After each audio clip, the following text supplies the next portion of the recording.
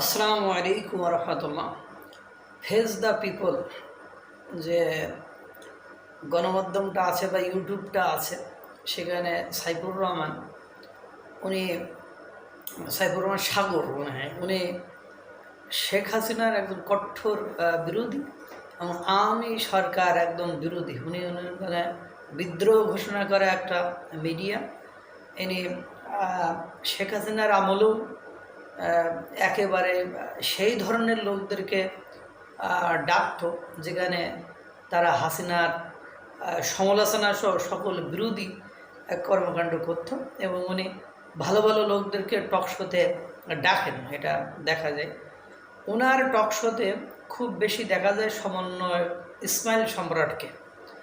এই সমন্বয়ক ইসমাইল সম্রাট মানে ক্ষিপ্ত হয়ে ওখানে বলেছে যে সার্জিস এবং নাহিদের কিছু দুর্নীতির কথা, মানে শুধু সার্জিস নাহিদ না, নতুন জাতীয় নাগরিক পার্টির দুর্নীতির কথা উনি বলছেন। যে রূপায়ণ টাওয়ারে কার কয়টা ফ্ল্যাট আছে, কতটা জায়গা তারা দখল করেছে, এবং নতুন পার্টি আত্মপ্রকাশ করতে খরচ নেওয়ার জন্য ওনার কাছে নাকি ফোনালাপ এবং অন্যান্য অথেন্টিক প্রমাণাদি আছে। যদি দরকার হয় তাহলে উনি ওগুলো প্রকাশ করবেন, এখন করছেন না শুধু মান সম্মানের ভয়ে। এবং উনি একজন হাসিনা বিরোধী যে সমন্বয়করা ছিল, সেই সমন্বয়কদের মধ্যে সাইফুর রহমান একজন অন্যতম সমন্বয়ক। এখন তাহলে উনি খেপছেন কেন? কারণ হলো নতুন যে জাতীয় নাগরিক পার্টি হয়েছে, এই নাগরিক পার্টির প্রধান যে পোস্টগুলো আছে, যে ক্ষমতার কেন্দ্রবিন্দু আছে, সেখানে সবগুলো দেখেন আপনার ঢাকা বিশ্ববিদ্যালয় কেন্দ্রিক। অথচ এই সাইফুর সম্রাট সমন্বয়ক ইসমাইল সম্রাটের মতো ব্যক্তিদেরকে অবহেলা করে এদেরকে ঠেলে ফেলে দিয়েছে। এখন এই সমন্বয়করা তো এদের সাথে ঐক্যবদ্ধ হয়ে বৈষম্য বিরোধী ছাত্র আন্দোলন ঐক্যবদ্ধ হয়ে এই কাজ করেছে।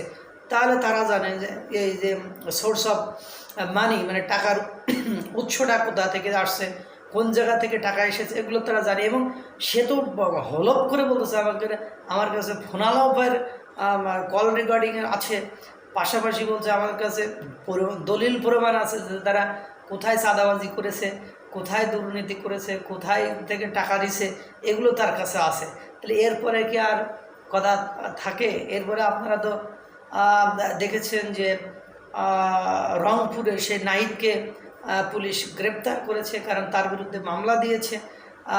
এবং বৈষম্য বিরোধী ছাত্র আন্দোলন জাতীয় নাগরিক কমিটি সমন্বয়কে এই পরিচয়গুলোকে যখন বিলুপ্ত করে দিয়েছে, তখন আবার ইসমাইল সম্রাট উনি বলছেন নতুন আর একটা রাজনৈতিক দল বাংলাদেশে আসতে যাচ্ছে। কেন আসতে যাচ্ছে?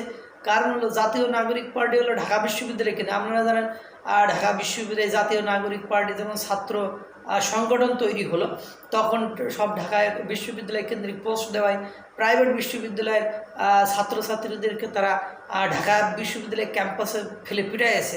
এবং আপনি জাতীয় নাগরিক পার্টির যে পোস্টগুলো, সেই পোস্টগুলো দেখেন টপ 10-এর মধ্যে আমার মনে হয় না হাতে গোনা দুজনও আছে প্রাইভেট বিশ্ববিদ্যালয়ের, বা প্রাইভেট বিশ্ববিদ্যালয়ের কেউ আছে আমি এখন এই পর্যন্ত এটা দেখি নাই। পাশাপাশি তারা নিজেরাই তো অনেক কথা, যে আমাদের অনেকে প্রশ্ন করছে যে আপনার দলের ব্যয়টা কোথা থেকে আসছে, যে আপনি আত্মপ্রকাশ অনুষ্ঠানে কোটি কোটি টাকা খরচ করলেন। তো ওনার বড় লোকেরা দিচ্ছে, বড় ভাইয়েরা দিচ্ছে। তো বড় লোকেরা আর বড় ভাইয়েরা এত টাকা নিয়ে বসে থাকে যে আপনারা আসবেন আর আপনাদেরকে দিয়ে দেবেন। তাহলে আপনারা কি বুঝতে পারতেছেন?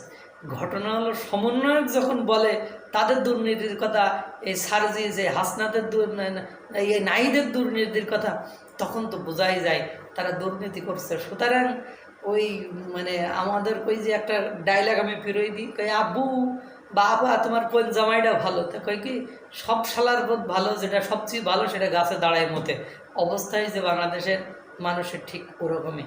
আল্লাহ তাআলা সকলকে ভালো রাখুক, সুস্থ রাখুক। আসসালামু আলাইকুম ওয়া রাহমাতুল্লাহ।